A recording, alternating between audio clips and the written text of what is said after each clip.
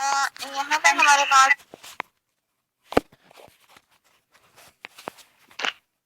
Okay Inamullah, Inamullah अपना speaker on कीजिएगा kindly.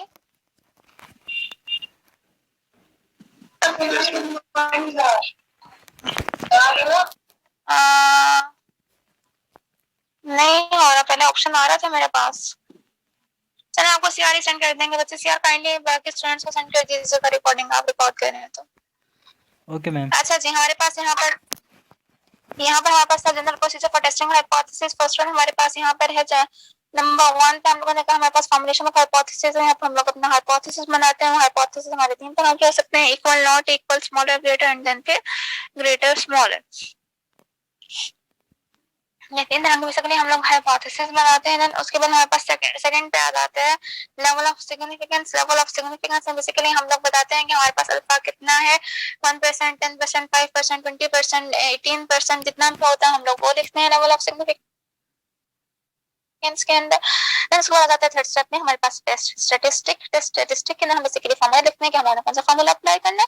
Then उसके बाद आ जाता है हमारे पास कैलकुलेशन के अंदर हम लोग अपने कैलकुलेटेड वैल्यू को फाइंड आउट करते हैं। अपने फॉर्मूला के अंदर हम अपने वैल्यूज को पुट करते हैं, वहां से हमारे पास जो भी आंसर आता है वो स्पेसिफिक वैल्यू को, स्पेसिफिक आंसर को बेसिकली हम लोग कैलकुलेटेड वैल्यू बोलते हैं। देन उसके बाद आ जाता है हमारे पास क्रिटिकल रीजन। ये था आपका general procedure for testing hypothesis, ठीक है। अब it's critical reason, that's the most important part of hypothesis testing. अब आप काइंडली इसे गौर से सुनिएगा। हम लोगों ने कहा कि हमारे पास 3 तरह का हाइपोथेसिस होते हैं, equal, not equal, smaller, greater और एक ग्रेटर स्मॉलर, ठीक है।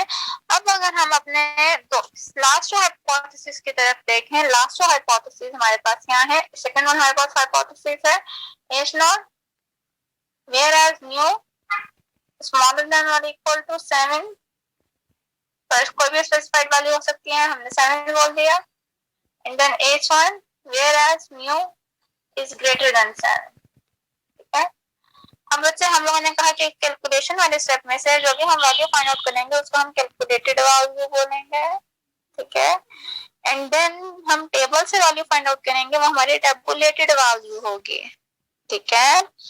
अब जैसे आप लोगों ने 9th-10th के अंदर लॉगरिथम्स टेबल्स पढ़े थे, वहां पे हम रो एंड कॉलम से कोई एक वैल्यू पिक कर लेते थे एंड देन वो हमारी टेबुलेटेड वैल्यू होती थी। सेम इस तरह से इन्हीं पैटर्न पे हमारे यहाँ पे कोई ना कोई टेबुलेटेड वैल्यू होगी, ठीक है। तो अब क्रिटिकल रीजन के अंदर हम लोग हमारे मेन कंसर्न 2 वैल्यूज से होता है, कैलकुलेट कैलकुलेटेड वैल्यू से और टेबुलेटेड वैल्यू से, ठीक है। हमारा कंसर्न बेसिकली 2 वैल्यू से होता है, कैलकुलेटेड से और टेबुलेटेड से। अब हम लोगों ने बात की थी two tailed test and one tailed test की। टू टेल्ड टेस्ट में हम लोगों ने कहा था कि जहाँ पे हमारे पास इक्वल, नॉट इक्वल का साइन आता है वो हमारे पास टू टेल्ड टेस्ट होता है, और जहाँ पर ग्रेटर स्मॉलर या स्मॉलर ग्रेटर का साइन आता है वो हमारे पास जो है वो वन टेल्ड होता है। अब ये वाला हाइपोथेसिस कौन सा है, वन टेल्ड है या फिर टू टेल्ड है?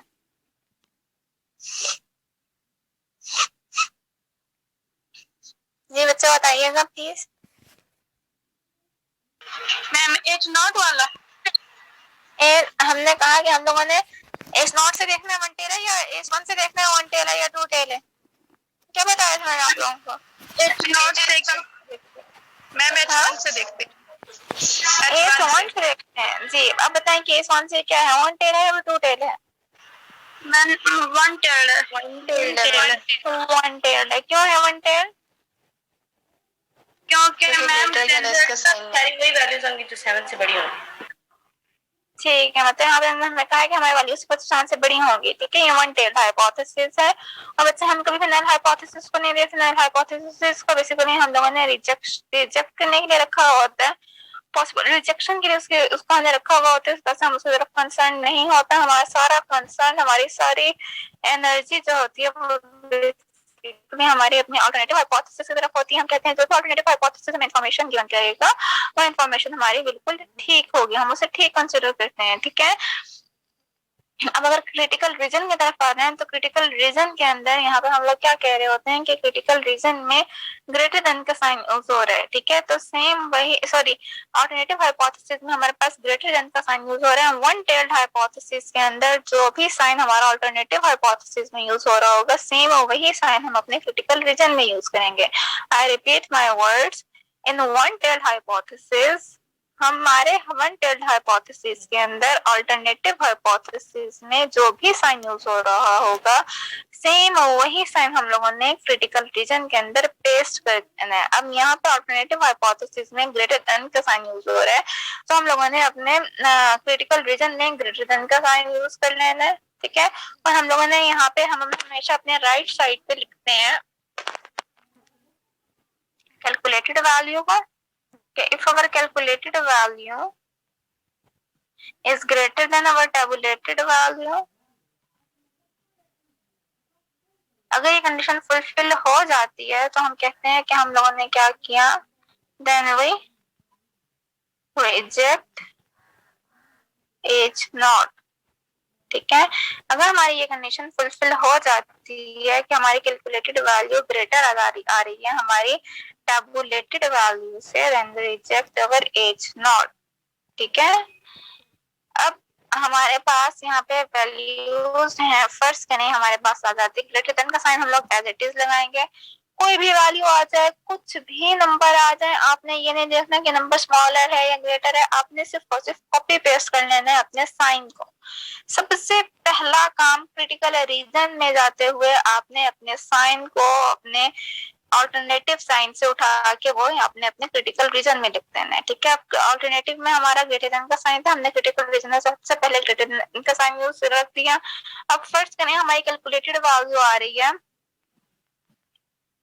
3.9 एंड देन टेबुलेटेड वैल्यू आ रही है 1.6, ठीक है।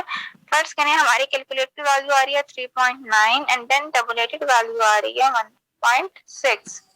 तो यहाँ पर क्या है, 3.9 इज ग्रेटर देन 1.6, ऐसी बात है। यहाँ से हम क्या कहेंगे कि हम लोगों ने रिजेक्ट कर दिया अपने एच नॉट को, ठीक है। अब देखें फर्स्ट करें, यहाँ इस बार यहाँ तक समझ आई है बात की बच्चा? Yes ma'am. Yes ma'am. अच्छा यस मैम, थैंक यू।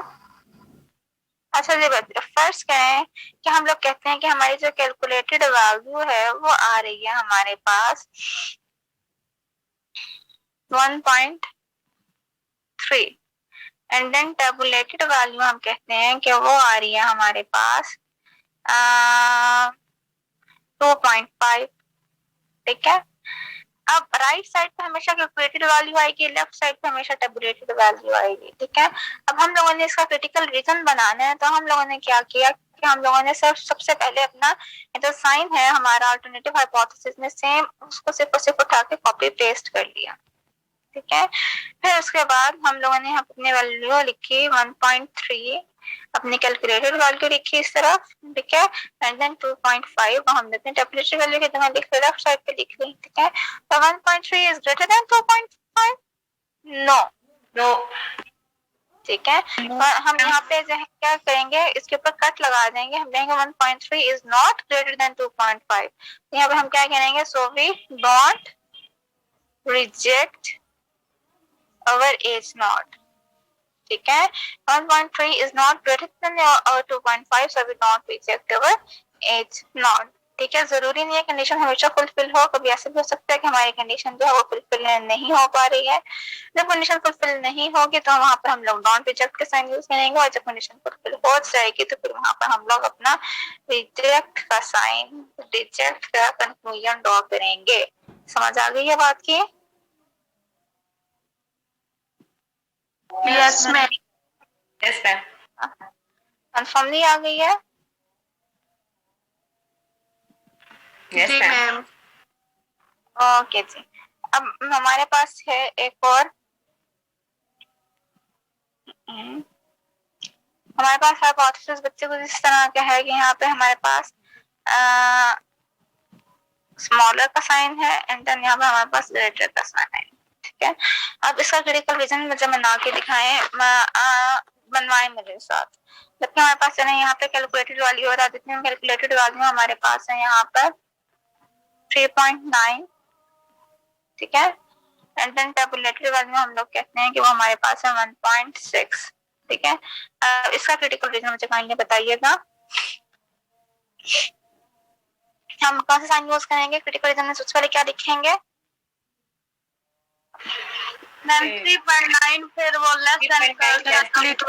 सबसे पहले तो बच्चे हम लोग लेस देन का साइन लिखेंगे। जो भी साइन हमारे ऑल्टरनेटिव हाइपोथेसिस में होगा हमने सिंपली वो साइन उठा के अपने क्रिटिकल रीजन में पेस्ट कर देना है। यहाँ पर हमारे पास लेस देन का साइन है तो हम लोग लेस देन का साइन लिखेंगे। अब यहाँ पे कैलकुलेटेड वैल्यू लिखेंगे। क्या कैलकुलेटेड वैल्यू हमारे पास?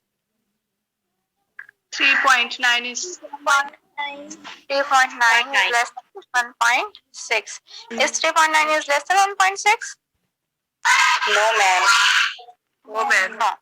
So we don't reject our A. ठीक है, समझ आ गई बात के? We will not reject ठीक है, don't reject H1. आ गई है 1.8 की समझ बच्चों आपको? Yes ma'am. Yes ma'am. Yes ma'am. Okay जी। अब हम टोटल हाइपोथेसिस की तरफ जाते हैं। मैम ये कैलकुलेटेड वैल्यू और ये दूसरी वैल्यू हमें गिवन होगी टेबुलेटेड वैल्यू। बच्चे कैलकुलेटेड वैल्यू तो आप कैलकुलेशन से करेंगे। आप जब वैल्यू पुट करेंगे अपने फार्मूला में तो फिर आपके पास वहां से जो वैल्यू आएगी वो कैलकुलेटेड वैल्यू होगी। टेबुलेटेड वैल्यू जब क्वेश्चन करेंगे हम तो फिर मैं आपको वहां से निकालना सिखाऊंगी, ठीक है। मैम कैलकुलेटेड भी नहीं निकालनी आती। बच्चा आ जाएगी ना, वैल्यू पुट करेंगे फार्मूला में सिर्फ और सिर्फ वहां से आप लोगों के पास जो वैल्यू आएगी उसे कैलकुलेटेड वैल्यू बोल देंगे। Okay ma'am. Okay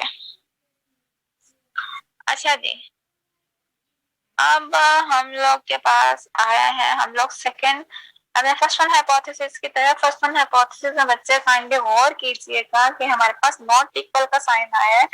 not equal के साइन के अंदर हम अपने क्रिटिकल रीजन के अंदर नॉट इक्वल का साइन कभी भी यूज नहीं कर सकते। कभी भी किसी भी सूरत में हम अपने क्रिटिकल रीजन में नॉट इक्वल का साइन नहीं यूज करेंगे। यह बात गौर कीजिएगा, क्रिटिकल रीजन में सिर्फ और सिर्फ स्मॉलर या ग्रेटर का साइन यूज हो सकता है। नॉट इक्वल का साइन कभी भी किसी भी सूरत में क्रिटिकल रीजन में यूज नहीं होगा। या तो स्मॉलर का साइन यूज होगा या फिर ग्रेटर का साइन यूज होगा।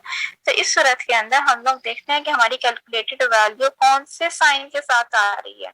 आया वो पॉजिटिव साइन के साथ आ रही है या फिर वो नेगेटिव साइन के साथ आ रही है। फर्स्ट करें हमारी कैलकुलेटेड वैल्यू आ जाती है 2.3, ठीक है। अब 2.3 क्या है? ये पॉजिटिव साइन के साथ आई है। पॉजिटिव का साइन लगा हुआ है ना, साथ में साथ कोई साइन ना लगा हुआ, पॉजिटिव का साइन लगा हुआ, ऐसी बात है। पॉजिटिव साइन के साथ हमारे पास कैलकुलेटेड वैल्यू आएगी तो हम अपने क्रिटिकल रीजन के अंदर ग्रेटर देन का साइन यूज करेंगे, ठीक है। And first current temperature value हमारे पास 1.9 है तो हमारे पास क्या हो जाएगा 2.3 एंड देन 1.9। हमारे पास क्या हो जाएगा, हमारी जो डिजायर है वो कंप्लीट हो रही है हमारी। तो हम यहाँ पे क्या कह देंगे कि हम लोगों ने रिजेक्ट कर दिया किसको? अपने एज नॉट को, ठीक है। Yes ma'am. आगे समझ बात की? Yes ma'am. अच्छा जी, फिर उसके बाद आ जाता है हमारे पास कि अगर हमारे पास कैलकुलेटेड वैल्यू आ जाती है यहाँ पर हम देखते हैं नेगेटिव साइन के साथ, ठीक है। अगर कैलकुलेटेड वैल्यू हमारे पास आ जाए -2.3, ठीक है, तो क्या होगा? -2.3 है तो हम यहाँ पर स्मॉलर देन का साइन यूज करेंगे, ठीक है। एंड देन अगर हमारे पास टेबुलेटेड वैल्यू आ रही है हमारे पास फर्स्ट करें 1.6, ठीक। तो बच्चे टेबुलेटेड वैल्यू हमेशा पॉजिटिव साइन के साथ होगी। अगर आप नेगेटिव कैलकुलेटेड वैल्यू आ रही है तो आपने उसको नेगेटिव टेबुलेटेड वैल्यू के साथ ही कंपेयर करना है। अगर आपकी कैलकुलेटेड वैल्यू नेगेटिव आई है, टेबुलेटेड वैल्यू हमेशा पॉजिटिव होगी, आपने खुद से उसके साथ नेगेटिव का साइन अप्लाई कर देना है, ठीक है। नेगेटिव कैलकुलेटेड वैल्यू को हमेशा नेगेटिव टेबुलेटेड वैल्यू के साथ ही कंपेयर किया जाता है, ठीक है। सिमिलर चीजों को ही कंपेयर किया जाता है। तो -2.3 आ जाएगा यहाँ पर एंड देन -1.6 आ जाएगा। Is -2.3 smaller than -1.6? यस और नो? Yes yes ma'am. वो क्या कर देंगे कि हम लोगों ने रिजेक्ट कर देंगे अपने एज नॉट को। ठीक है क्लास? जी मैम। समझ आई है? एक बच्चे ने इतना बड़ा सा जी बोला है, बाकी बच्चे सो रहे हैं। नो मैम, समझ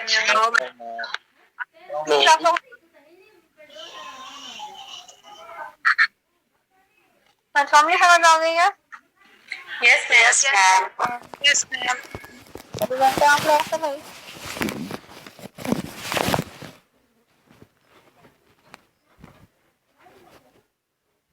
अच्छा जी, इसके बाद हमारे पास है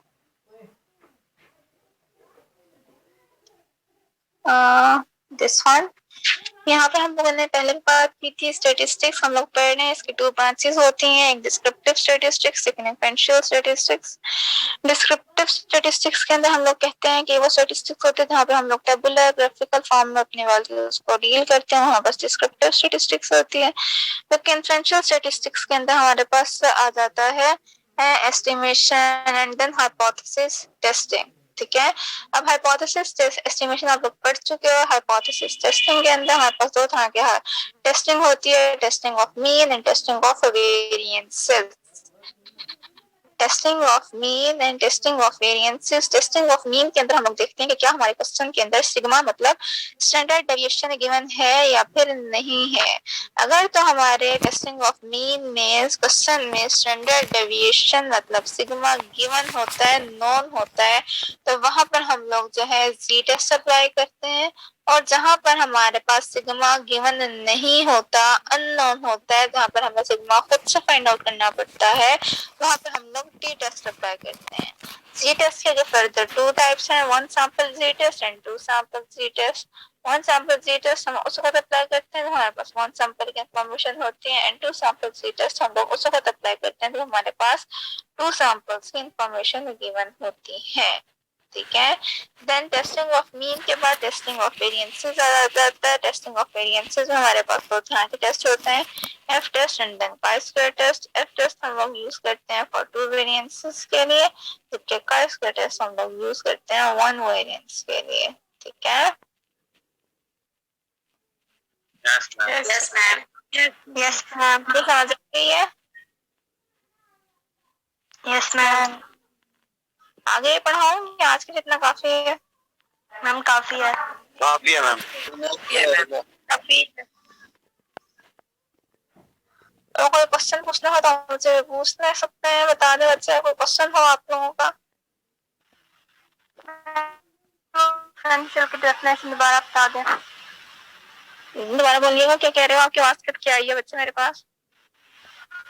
मैम डिस्क्रिप्टिव और इन्फ्लुएंशियल की डेफिनेशन दोबारा बता दें बच्चे। डिस्क्रिप्टिव स्टैटिस्टिक्स के अंदर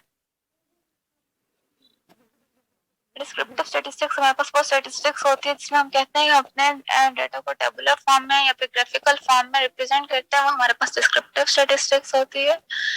जबकि इन्फ्लुएंशियल स्टैटिस्टिक्स होती है वो स्टैटिस्टिक्स जिसके अंदर हम एक फुल फ्लेज प्रोसीजर के थ्रू अपने एक स्टेटमेंट को एक्सेप्ट या रिजेक्ट करते हैं, उसको हम कहते हैं कि वो स्टैटिस्टिक्स जहाँ पे हमें फुल प्रोसीजर के बाद अपना कोई कंक्लूजन ड्रॉ करते हैं, वो हमारे पास इन्फ्लुएंशियल स्टैटिस्टिक्स होती है। ठीक है, ओके मैम। और कुछ मैम टेस्ट स्टैटिस्टिक भी बता दें एक दफा। मतलब टेस्ट स्टैटिस्टिक के अंदर सिंपली हम लोग फार्मूला यूज करते हैं। टेस्ट स्टैटिस्टिक बेसिकली हम कहते हैं कि that's provide basis to test our hypothesis. हमें बेस प्रोवाइड करता है हाइपोथेसिस को टेस्ट करने के लिए, मतलब हमारे पास फार्मूला होगा तो फिर हम लोग आगे प्रोसीजर प्रोसीड कर सकते हैं, वरना तो हम नहीं कर सकते। मैम यानी कि इसमें नल हाइपोथेसिस को रिजेक्ट करना आता है या एक्सेप्ट करना आता है? नहीं, सिर्फ और सिर्फ एक फार्मूला होता है, सिर्फ और सिर्फ एक फार्मूला होता है प्रोसीजर को इनिशिएट करने के लिए। हमारे पास कोई फार्मूला नहीं होगा, हम लोग आगे कैसे जाएंगे? अगर हम लोगों ने कहा कि हम लोगों ने आपकी क्लास के जीपीए स्टूडेंट्स के जीपीए की एवरेज फाइंड आउट करने, हमारे पास एवरेज का फार्मूला नहीं होगा तो हम लोग क्या जीपीए फाइंड आउट कर सकेंगे? वो एवरेज फाइंड आउट कर सकेंगे आपकी क्लास की? No ma'am. That's only formula, test provide basis. अगर फार्मूला होगा तो हम कोई प्रोसीजर स्टार्ट करेंगे ना, इस तरह से अगर टेस्ट स्टैटिस्टिक होगा तो हम अपने हाइपोथेसिस को रिजेक्ट या एक्सेप्ट कर सकेंगे ना। Okay ma'am. और कुछ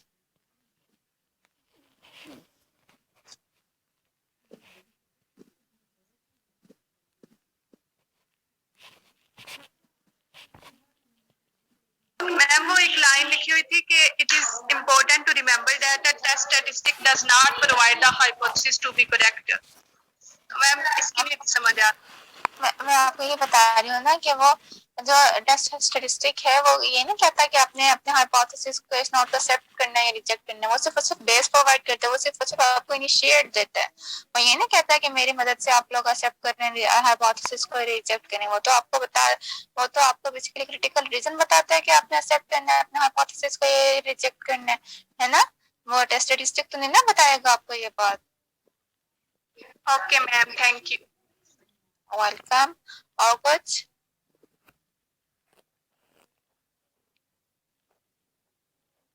और कोई बात बच्चे? No ma'am. कोई क्वेश्चन नहीं है किसी का? No ma'am. No ma'am. Okay जी।